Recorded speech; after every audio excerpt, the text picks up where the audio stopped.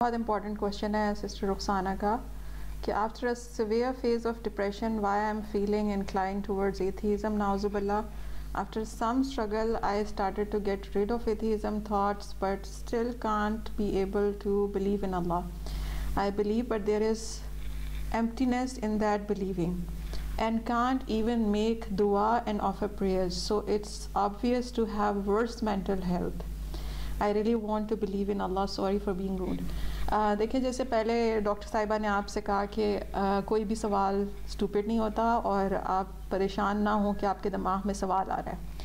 اور میں نے اپنے سیشن میں کہا، اگر شاید اس وقت آپ موجود تھیں، تو میں نے یہ کہا تھا کہ ہر سوال درست سوال ہے. دین کی کلاس میں آپ دین کے بارے میں ہر سوال پوچھیں، اللہ تعالیٰ نے ہر سوال کا جواب دیا ہے، تو ہم کون ہوتے ہیں لوگوں کو روکنے والے؟ میں نے بہت سارے لوگوں کو یہ کہتے ہوئے سنا ہے کہ ڈپریشن تو مومن کی بیماری ہی نہیں ہے. تو مجھے نہیں پتا کہ یہ کون سے اسکالر نے کہا ہے، کیونکہ اسکالرز ایسی بات نہیں کرتے. Depression is real. ڈپریشن کی وجہ سے بہت لوگ اسٹرگل کرتے ہیں، اور یہ بات بھی ابھی سسٹر ثنا زمان نے بہت اچھی کہی کہ دینی تعلیم اور دماغی مدد سب کو فری فی سبیل اللہ چاہیے.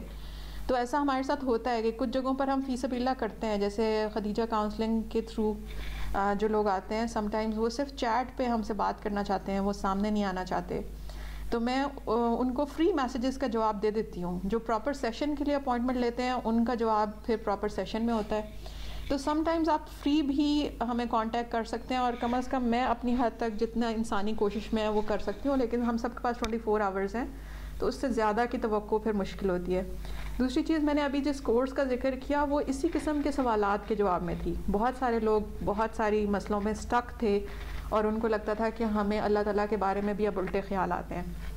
تو جب بھی اللہ تعالیٰ کے بارے میں کوئی خیالات آئیں، اس میں سب سے امپورٹنٹ چیز یہ سمجھنے کی ہے کہ ہم اللہ کے بارے میں غلط فہمیوں کا تب شکار ہوتے ہیں جب ہمیں اللہ تعالیٰ کے بارے میں درست علم نہیں ہوتا. آپ اگر جانتے ہی نہیں اللہ تعالیٰ کون ہے، وہ کیا ہیں، وہ کیسے ہیں، تو پھر آپ ان کے بارے میں وہموں کا شکار ہو سکتے ہیں. بہت ساری خواتین کہتی ہیں مجھے تو لگتا ہے کہ اللہ بھی مجھ سے ناراض ہے، مجھے تو لگتا ہے کہ خدا مجھ سے سخت ناراض ہے، اور وہ مجھے جو ہے وہ سزا دے رہا ہے. کچھ خواتین نے مجھے کہا کہ وہ مجھے تباہ کر رہا ہے. ہر طرح کے لفظ ہم نے سنے. تو اس میں ضروری یہ ہے سب سے پہلے کہ آپ کسی ان نون سے پیار نہیں کر سکتے، آپ کسی ان نون کا حکم بھی نہیں مان سکتے. جب تک آپ کو پتہ ہی نہیں چلے گا اللہ کا آپ سے کنیکشن کیا ہے، وہ آپ کا مالک کیسے ہے، آپ اس کی بندی کیسے ہیں، اس کی رحمت نے کیسے آپ کو گھیرا ہوا ہے، وہ کتنا مہربان ہے، زندگی کے کن کن مرحلوں میں وہ آپ کو کیا کیا نعمتیں عطا کرتا ہے، تو تب تک آپ اس کے بارے میں الٹے سیدھے خیالات کا شکار ہو سکتی ہیں. اور پھر سب سے امپورٹنٹ چیز جو یہ ہے کہ جب پہلے آپ لا الہ الا اللہ کا علم تو حاصل کر لیں. جب آپ اللہ تعالیٰ کو جاننے لگیں گی، خود بخود آپ کے دماغ سے ایسے سوالات نکل جائیں گے.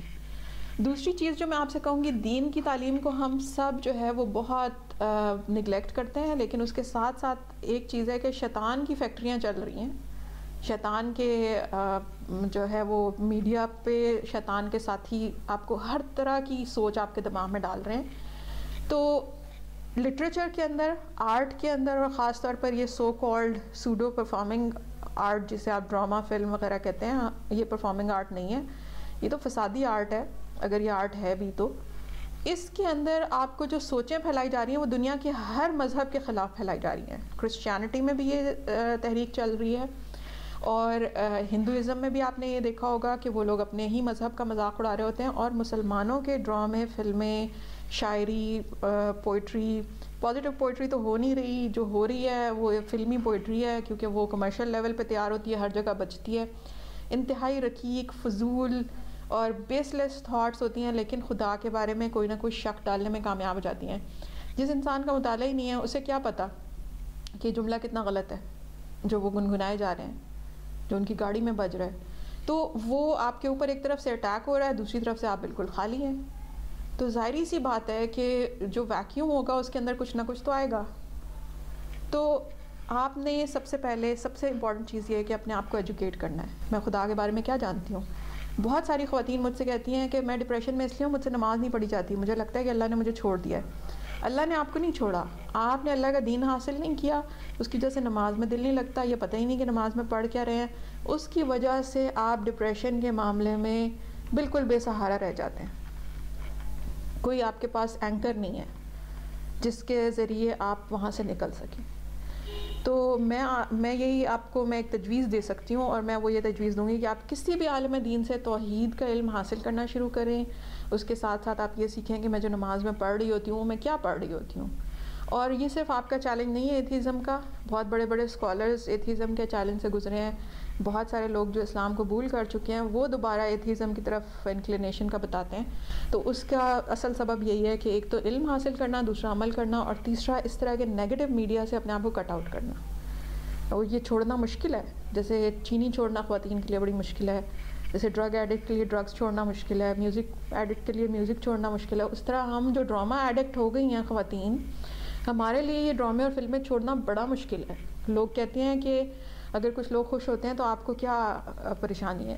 اور مجھے ایک اسٹوڈنٹ جنہوں نے یہ بات کہی تھی یونیورسٹی میں، انہوں نے کہا کہ میں تو جب تک 2-3 ڈرامے نہ دیکھ سکوں مجھے نیند ہی نہیں آتی.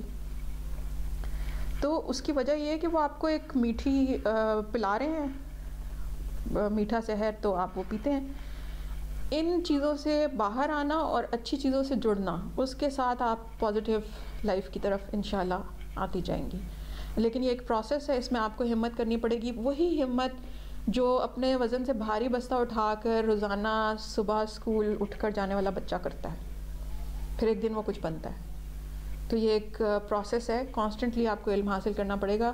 آپ کے سامنے جو لوگ بیٹھے ہیں ان کی دینی تعلیم حاصل کرنے کی اسٹرگل آپ سنیں. مجھے ڈاکٹر کنول کیسر صاحبہ بتائی تھیں کہ تفسیر کی کلاسز لینے کے لیے 8 سال تک بار بار وہی تفسیر کی کلاسز لیتی رہیں تاکہ قرآن کو سمجھ سکیں.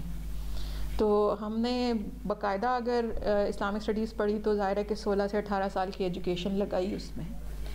تو دین کی تعلیم ایک ایسی چیز ہے جو ہمارے ساتھ ساری زندگی چلے گی، تو ہم نے اس میں بار بار انویسٹ کرنا ہے. اس کا حل یہی ہے کہ آپ پہلے خود توحید پڑھیں، پھر اپنے گھر کے بچوں یا چھوٹوں کو پڑھائیں. اس سے آپ کی وہ مضبوط ہوں گی چیزیں، آپ کو چیزیں سمجھ آنے لگیں گی. اور ہمیشہ یہ سسٹم آپ کے گھر میں چلتا رہنا چاہیے. بہت سارے لوگ ہیں جنہوں نے عصر کے بعد اپنے بچوں کے ساتھ صرف 20 منٹ کا درس رکھا، صرف 20 منٹ کا عصر کے بعد. فیملی ٹائم ہے، اس میں 20 منٹ ہم اللہ کے دین کی کوئی چیز سیکھیں گے، اور آج ان کے بچوں پہ تربیت کا اثر نظر آتا ہے. I hope it's clear.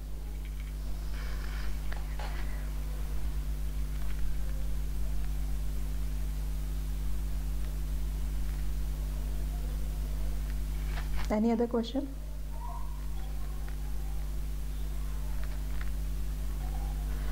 She is saying, yes, I get the confusion about Allah after watching Hindu Gods series in my childhood.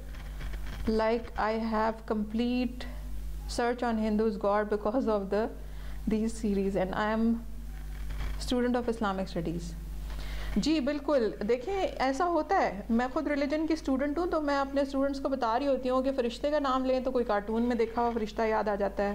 اگر شیطان کا نام لے تو آپ کو وہ دم والا وہ شیطان یاد آتا ہے جو بچپن میں کارٹونز میں دیکھا تھا. اگر خدا کے پاورز کی بات ہو تو آپ کو کسی فلم میں دیکھا ہوا جوک یاد آ جاتا ہے خدا کی پاورز کے اوپر. تو وہ ایک نیگیٹو مینٹل ایسوسیشن بنا رہے ہیں آپ کی خدا کے ساتھ. تو اس ٹائم ایتھیزم دنیا میں سب سے چھوٹا ریلیجن ہے. باقاعدہ ایتھیزم کو فالو کرنے والے لوگ جو ہے وہ بہت کم ہیں، لیکن انہوں نے ایتھیسٹ جوک، کوشچنس شاعری میں، ہر چیز میں گھسا کے پھیلا دیے ہیں. یہ مسئلہ ہے. جی حفصہ، اوور ٹو یو. اور کوئی سوال نہیں ہے تو ہم سیشن کنکلوڈ کریں. جی